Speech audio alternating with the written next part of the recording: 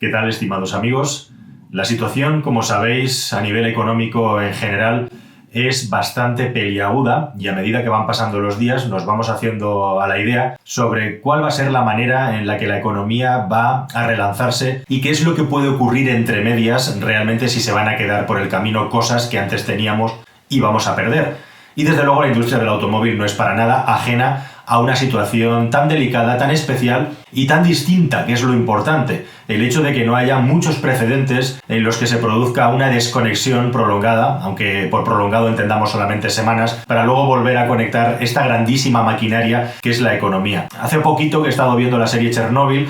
una central nuclear, el centro de control de una central nuclear, es un lugar lleno de dispositivos, aparatos que controlan válvulas, generadores, en fin, docenas, miles de dispositivos y controles mecánicos, electrónicos, etcétera, y podríamos hacer un símil, podríamos hacer un paralelismo con lo que es la economía en sí, ¿no? A medida que vas desconectando sistemas, se producen una serie de consecuencias en la economía que no es equivalente a volver a encenderlos, a conectarlos, porque todo está entrelazado. Bien, en la industria del automóvil, el parón generalizado en la inmensa mayoría de las fábricas de automóviles hace que las marcas de coches tengan un problema muy importante al cortarse toda la cadena de suministro y por lo tanto la cadena de ingresos. Y esto afecta a toda la industria del automóvil en general. Afecta a los fabricantes de coches, afecta antes, por supuesto, a los fabricantes de componentes, a todas las empresas que están desarrollando la ingeniería y la investigación y desarrollo relacionada con los productos que tienen que venir y, por supuesto, afecta también a la cadena de distribución y a la venta de coches. Y de hecho ya hemos visto cómo las cifras de marzo de 2020 en las ventas de coches se ha producido una reducción en toda la Unión Europea de aproximadamente el 60% y aquellos países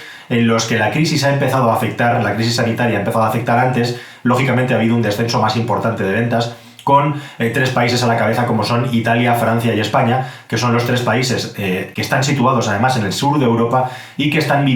sufriendo con más intensidad los efectos de toda esta pandemia sanitaria. Al mismo tiempo que Alemania también se ha comportado de una manera distinta porque allí las medidas restrictivas han llegado más tarde y apenas se ha perdido un 35% aproximadamente de las ventas, pero esto en definitiva depende más un poco del orden cronológico en el que se ha ido cerrando la economía y las personas confinándose que no en el funcionamiento, aunque hay algunos matices importantes con Alemania. Ahora hablo de eso, pero lo más importante, lo que tenéis que saber, es que respecto a lo que es la industria de fabricación de automóviles, esta es una crisis tremendamente grave que está haciendo, de hecho ya, que muchas de las marcas de automóviles hayan tenido que negociar con bancos y con fondos de inversión préstamos muy importantes, hablamos de miles de millones de euros, es el caso de PSA, es el caso de Volkswagen, es el caso del grupo Fiat, es el caso de prácticamente toda la industria del automóvil, préstamos que son pues proporcionados por multitud de bancos que se agrupan para dar la suficiente liquidez a las empresas como para poder sobrevivir en este periodo en el que prácticamente no hay ingresos, no hay movimiento en la economía.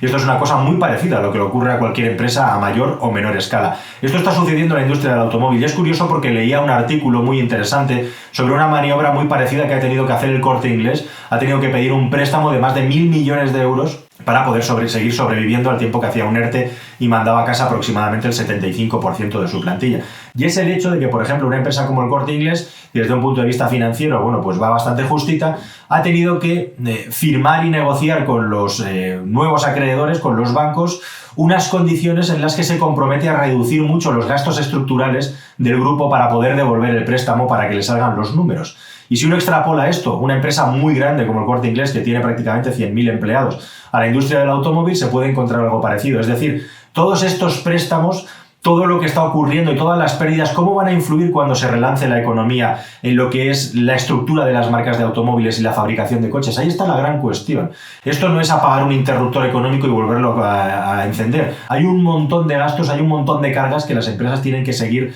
llevando a sus espaldas mientras estamos en el parón, mientras estamos en vía muerta. ¿Y cuáles son las consecuencias que va a provocar esto en el futuro en todas estas empresas? ¿Qué se va a perder por el camino? Ahí está el gran kit de la cuestión y está la gran pregunta. ¿Cuántos estímulos económicos y cuántas ayudas van a recibir estas empresas y cuántas necesitan para poder mantener el empleo, para poder mantener sus estructuras? ¿Se van a perder modelos por el camino que no sean rentables? ¿Va a afectar esto al camino en las emisiones? Bueno, pues esta es seguramente una de las grandes preguntas que te estás haciendo si estás viendo este vídeo, y en los últimos días ha surgido un rumor de que una asociación de fabricantes de automóviles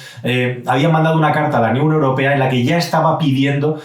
una moratoria en lo que se refiere a las emisiones. Lo cierto es que esto es un rumor. Yo he tenido acceso a esta carta y en esta carta no se habla nada de emisiones ni de interrumpir las emisiones. Lo que sí que se habla es de que, debido a que no se pueden reunir y a seguir tomando decisiones, se pide un aplazamiento en la toma de algunas decisiones que tenían que cerrarse en reuniones que estaban previstas en el seno de la Unión Europea para volverlas a retomar cuando sea posible. Así que lo que se está pidiendo es una especie de aplazamiento o moratoria en lo que es la toma de determinadas decisiones y reuniones junto con la Unión Europea que directamente no se están hablando de manera explícita de lo que es el asunto de las emisiones. ¿Puede la industria del automóvil acabar pidiendo una moratoria respecto a las normas de emisiones de CO2? Bueno, mi opinión personal es que realmente esto no influye mucho en lo que es el porcentaje de emisiones de los vehículos que se venden. Es decir, si tú estás vendiendo 20 coches, de los cuales 4 son eléctricos, y ahora estás vendiendo 10 coches y 2 son eléctricos, las proporciones no cambian. O sea, no es tanto la cantidad de coches que vendes como el mix de vehículos que vendes que cumplan con unos mínimos de emisiones que tienen que estar por debajo de los 95 gramos de CO2.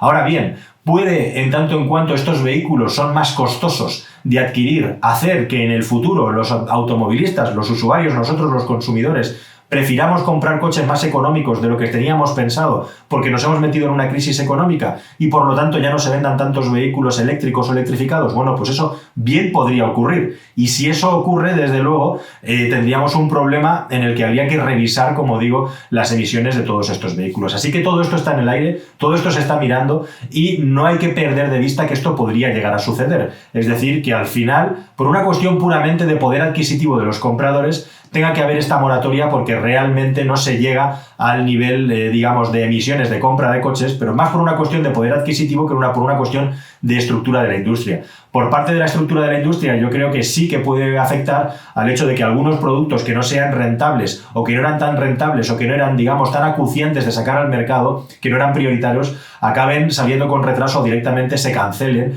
porque no es en ese momento interesante en el que las marcas de coches vayan a apostar por cosas que no les den réditos inmediatos. Y hablando de esto, también muy importante y muy interesante es la industria auxiliar del automóvil, que está sufriendo tanto o más porque muchas de estas empresas van absolutamente al límite por las dinámicas a las que les somete la propia industria y por otro lado también porque ya estaban sufriendo mucho los cambios que hay dentro de la industria del automóvil, cómo está cambiando la estructura de los proveedores con la electrificación, y me temo que muchas de estas empresas auxiliares no aguanten la presión y acaben ahogadas y acaben cerrando. Esta también puede ser una consecuencia muy importante en esta crisis, de la misma manera que también que todo el sector de la postventa está parado y que aunque está permitido tener el taller en funcionamiento, como no hay tráfico y los usuarios no pueden salir a llevar sus coches, funcionan prácticamente en un 85 o en un 90% menos de nivel de negocio de lo que estaban antes, trabajando solamente para emergencias. Y por último, también muy importante, y esto sí está confirmado el rumor, se especula en que los objetivos de Euro NCAP que teníamos para 2022 y 2024/2025, había ahí 2 nuevos escalones, 2 nuevas fronteras, podrían sufrir un retraso de 2 años. Al igual que en el asunto de las emisiones todavía no sabemos nada, sí que es muy posible que en el asunto de Euro NCAP y las medidas de seguridad activa que iba a introducir haya una moratoria debido a que todo el trabajo, como estamos diciendo, de I+D, trabajo de investigación, está parado y ahora mismo las industrias del automóvil no pueden seguir desarrollando tecnologías que tienen que sacar de aquí a unos años en materia de seguridad. ¿Ocurrirá eso en materia de emisiones? ¿Cómo va a afectar el hecho de que teóricamente vamos a tener menor poder adquisitivo en el futuro, el hecho de que podamos comprar, mejor dicho, coches más o menos electrificados teniendo en cuenta que son más caros? ¿Habrá una moratoria ahí? Bueno, se hablará en los próximos meses. Y por supuesto también la complejidad de volver a relanzar la economía en una situación en la que se está cargando mucho peso sobre las empresas. Vamos a ver cuánto es el dinero que pone la administración, los bancos centrales y los bancos mundiales para relanzar la economía. Hay teorías que hablan de una gravísima crisis el año que viene, que no vamos a salir de ella hasta 2022-2023. Otros informes son más positivos y piensan que a mediados de 2021 ya vamos a estar a unos niveles muy parecidos de los que estamos ahora. Vamos a verlo, pero desde luego España, en tanto en cuanto es un país que depende muchísimo de la industria del automóvil, tiene un problema muy grave con esto, e igualmente tened en cuenta también lo que dependemos del turismo y lo que es todo ese precioso periodo estacional en el que hay muchísimo empleo en España porque va a venir muchísima menos gente a nuestro país. Así que sobre la crisis, nosotros vamos a tener una crisis más aguda, al menos en este 2020, y vamos a ver en 2021 si estos problemas se han solucionado ya, volvemos a los niveles anteriores, como os estoy diciendo, o la crisis es muy profunda o más profunda por el efecto cascada, por el efecto dominó que provoca esta economía congelada, esta economía apagada, como esa central nuclear que digo, que se tiene que volver a encender por fases, igual que se tiene que apagar por fases. Vamos a ver qué ocurre, queridos amigos. Aquí estaremos intentando informaros de la mejor manera posible, intentando contarlo todo e intentando que estéis bien informados sobre lo que está ocurriendo en la industria del automóvil en estos días tan duros que estamos viviendo. Seguiremos muy atentos. Muchísimas gracias y hasta un próximo vídeo. Hasta luego.